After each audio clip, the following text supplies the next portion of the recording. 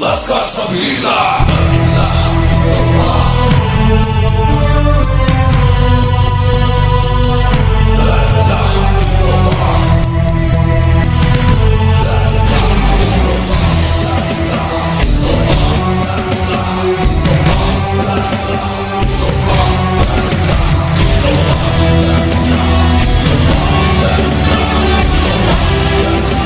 illallah. La ilaha illallah. La ilaha illallah. La ilaha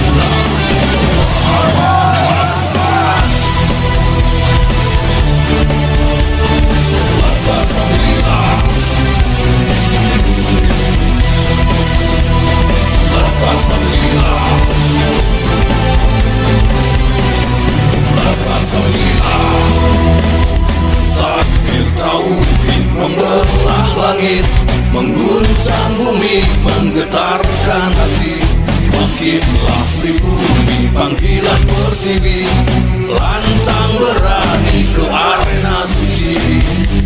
Assalamualaikum warahmatullahi wabarakatuh. Salam Bhinneka Tunggal Ika, salam dari Sabang sampai Merauke. Berbeda-beda tetap satu tujuan, salam Pancasila NKRI harga mati. Mohon di subscribe ya sedulur semuanya. Nasab sudah selesai. Kalau Mbak Alwi bukan cucu Nabi Muhammad SAW? Dari dalil ilmu nasab mustahil. Dari dalil ilmu filolog manuskrip mustahil. Dari dalil ilmu rijalul hadis mustahil. Dari dalil ilmu sejarah mustahil. Dari dalil DNA jangankan cucu Nabi Muhammad SAW, orang Arab saja bukan. 100% nasab Mbak Alwi sudah selesai, bukan cucu Nabi Muhammad SAW, tapi cucu Nabi Muhammad palsu. Izin bertanya, bagaimana hukumnya orang yang menolak atau tidak percaya pada nasab habaib? Apakah itu masuk usul akidah yang menyebabkan orang tersebut menafikan ahlul bait Nabi? Matur suwun. Ada satu Imam Ibnu Hajar Al-Haytami menulis di salah satu kitab kewajiban mentasheh nasab, dan niki yang dipakai oleh saudara-saudara kita termasuk Kiai Imad. Jadi nasab itu harus diverifikasi, harus ditinjau ulang. Tapi sayangnya Imam Ibnu Hajar di kitab yang lain punya kitab yang mengisbat Sayyid Ubaidillah, yang ini tidak dipakai. Yang menganjurkan verifikasi yang dipakai, padahal ada yang mengisbat tidak dipakai. Lah mestinya nek kula kali panjenengan secara objektif ilmu meniko di bahsul masail manapun, kalau sudah qala Ibnu Hajar niku mestine taslim. Lah kok sak niki boten taslim niku, maka kemana etika ilmu pesantrennya, kemana etika ilmu menerima pendapat ulama yang dulu? Maka nek coro kembali ke ilmu akidah, yang mutasyabih jangan mengalahkan yang muhkam. Jadi yang muhkam ini yang kita pegang, yang mutasyabih ini pun nggih opini ngoten mawon lah. Kalaupun ada yang sedikit menggugat keraguan, beliau menika kan minas solihin. Habib Taufik sampun mencetak sekian ratus santri. Pondok Dalwa sampun mencetak ratusan santri. Pondok-pondok habaib yang lain, Habib Umar sampun ribuan tersebar. Mosok nggih pantes mengarahkan caci maki kepada beliau? Di mana muslim kita yang wajib untuk menjaga lisan niku di mana? Padahal hadis Nabi riwayat Bukhari pun jelas, al-muslim man salimal muslimun min lisanih wa yadih. Hakikat muslim niku orang yang mampu menjaga mulutnya, tidak menyakiti muslim yang lain. Tidak nulis, niku hebatnya Nabi wa yadih. Menjaga tangan agar tidak nulis, tidak menghujat terhadap sesama muslim. Nopo malih niku ahli ibadah, ahli ilmu, yang kulo kali panjenengan belum tentu nilai ibadah perjuangannya seperti habaib-habaib ingkang sampun diakui kesolehannya meniko. Assalamualaikum warahmatullahi wabarakatuh. Bismillah, alhamdulillah, wa la hawla wa la quwata illa billah, asyhadu an la ilaha illallah wahdahu la syarikalah, wa asyhadu anna sayyidina wa nabiyyana Muhammadan abduhu wa rasuluhu alladzi la nabiyya ba'dah. Allahumma salli ala sayyidina Muhammad wa ala ali sayyidina Muhammad, amma ba'du.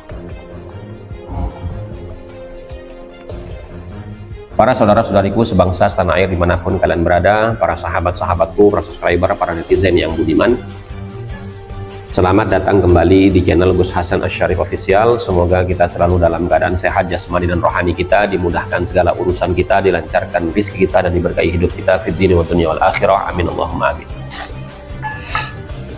Pada kesempatan video kali ini teman-teman, saya ingin menanggapi video dari Kiai Ma'ruf Khozin, di mana beliau itu mendapat sebuah pertanyaan dari salah seorang santriwati yang bertanya bagaimana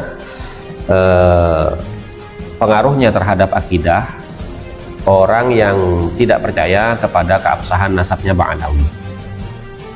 Akan tetapi yang saya perhatikan dari jawaban Kiai Ma'ruf Qasim ini, apa yang dipertanyakan dengan apa yang beliau jawab itu tidak sesuai. Karena beliau justru terkesan melakukan penggiringan opini, seakan-akan kita dipaksa untuk taslim dan percaya begitu saja kepada keabsahan nasabnya Ba'alawi, di mana beliau mengatakan bahwasanya Kiai Imaduddin Utsman Al-Bantani itu mengikuti fatwa daripada Ibnu Hajar Al-Haytami di dalam kitab As-Sawa'iqul Muhriqah, halaman juz 2 ya, juz 2 halaman 537, yang berisi tentang wajibnya kita memverifikasi ulang catatan silsilah nasab yang bersambung kepada Kanjeng Nabi Muhammad SAW. Akan tetapi kata beliau, Kiai Imad malah tidak mengikuti ya fatwa atau isbat nasab dari Ibnu Hajar Al-Haytami dalam kitabnya Sabat Ibnu Hajar halaman 211 sampai 213. Nah, ini yang perlu kita telaah bersama, yang perlu kami jelaskan bahwasanya Ibnu Hajar Al-Haytami itu tidak pernah mengisbat nasab Ba'alawi. Jadi pernyataan Kiai Ma'ruf Qasim yang mengatakan bahwasanya Ibnu Hajar itu telah mengisbat nasabnya Ba'alawi itu tidak benar. Karena dalam kitab Sabat Ibnu Hajar tidak dalam rangka mengisbat nasabnya Ba'alawi. Karena kitab Sabat itu adalah kitab yang menjelaskan tentang sanad periwayatan, keilmuan, dan sanad Lubsul Khirqahnya Ibnu Hajar Al-Haytami dari beberapa orang gurunya. Dan diantaranya beliau mendapatkan sanad Lubsul Khirqah itu dari seorang gurunya, yang kebetulan gurunya itu adalah murid daripada Abu Bakar Al-Idrus, di mana sanad silsilahnya itu mengutip kepada kitab Juz'ul Latif, di mana kitab Juz'ul Latif itu rujukannya adalah silsilah yang ditulis oleh Ali bin Abu Bakar Asy-Syakran dalam kitabnya Al-Burqa Al-Musiqah. Nah, artinya di situ Ibnu Hajar tidak mengisbat nasab Ba'alawi, hanya menuliskan sanad periwayatan keilmuan beliau terhadap guru-gurunya. Permasalahannya, apabila sahabat Ibnu Hajar itu dianggap telah mengisbat nasab Ba'alawi, maka tentu saja dengan adanya kitab sabat itu, maka justru kitab Ghurarul Baha Ad-Dawi yang ditulis oleh Ba'alawi sendiri itu batal secara otomatis. Kenapa? Karena dalam kitab Ghurarul Baha Ad-Dawi itu Ba'alawi sendiri menjelaskan bahwasanya Muhammad bin Ali Al-Faqih Al-Muqaddam itu mengambil sanad thariqahnya itu kepada Syekh Abu Madyan Su'aib At-Tilimsani, di mana Syekh Abu Madyan Su'aib At-Tilimsani itu adalah salah seorang cucu murid daripada Syekh Abdul Qadir Al-Jilani. Artinya sanad Lubsul Khirqahnya Ibnu Hajar itu tidak turun-temurun dari leluhurnya Ba'alawi, tapi berhenti kepada Muhammad bin Ali Al-Faqih Al-Muqaddam yang kemudian mengambil sanad dari orang di luar Ba'alawi yang bernama Syekh Abu Madyan Su'aib At-Tilimsani, yang mana beliau ini adalah salah satu cucu murid daripada Syekh Abdul Qadir Al-Jilani. Gitu teman-teman. Nah, kemudian beliau membahas tentang masalah akhlak, kemudian jasa-jasa beliau di dalam mendakwahkan agama Islam. Nah, ini juga perlu kami klarifikasi bahwasanya kalau hanya berdasarkan kebaikan akhlak, kesopanan adab, dan kesalehan hidup serta jasa di dalam berdakwah, lalu kita harus taslim mengakui keabsahan nasabnya, maka tentu saja secara otomatis kita harus mengakui kiai-kiai yang lain juga bernasab kepada Rasulullah. Nah, ini kan berbahaya pemahaman seperti ini, karena tidak semua orang yang mengaku intisabun nasab kepada Rasulullah itu bisa dibenarkan secara kaidah ilmu nasab.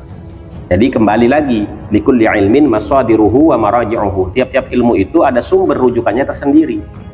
Maka kalau kita ingin meneliti keabsahan sebuah nasab, kembalikan kepada sumber keilmuannya, yaitu ilmu nasab dan kawaid nasab. Demikian dari saya, mudah-mudahan bisa difahami.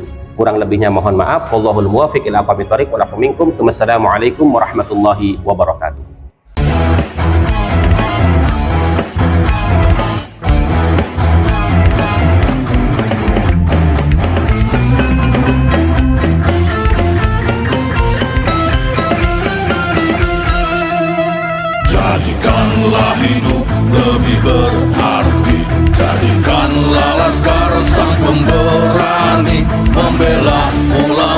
Kiai pribumi, Rahwali Songo pewaris negeri. Gelora jiwa ini tak tertandingi, jangan coba-coba mengganggu negeri. Ulama kami terhina, kami pun tak terima, siap jihad jadi semboyan kita.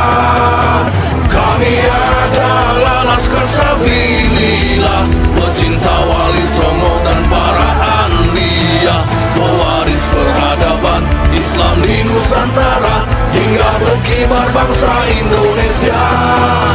Kami perisai para ulama, sepenuh hati korbankan jiwa dan raga. Bila nanti tertulis jihad pilihan kami, Syahid bela agama dan negara. Kami terlahir di bumi pertiwi, terpatri suci sejarah negeri, korbankan darah nyawa leluhur kami. Jangan kau coba rubah dan kau pecundangi.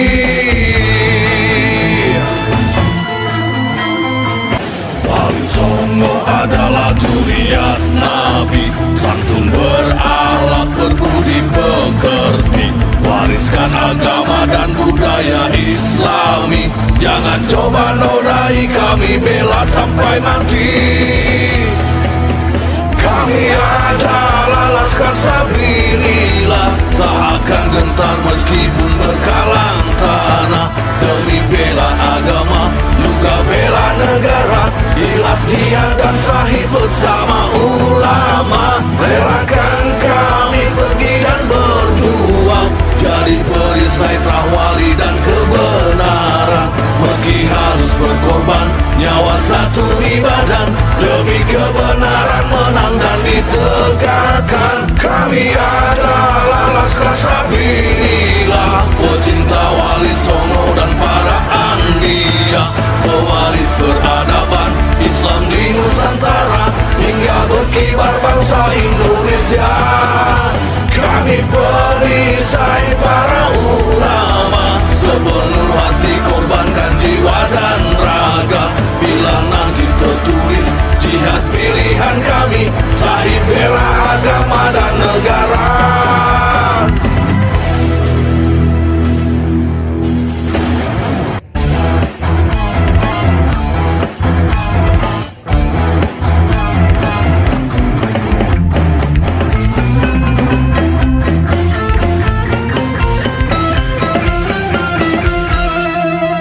Jadikanlah hidup lebih berarti, jadikanlah Laskar sang pemberani, membela ulama Kiai pribumi, Rahwali Songo pewaris negeri. Gelora jiwa ini tak tertandingi, jangan coba-coba mengganggu negeri. Ulama kami terhina, kami pun tak terima, siap jihad jadi semboyan kita. Kami adalah Laskar Sabilillah,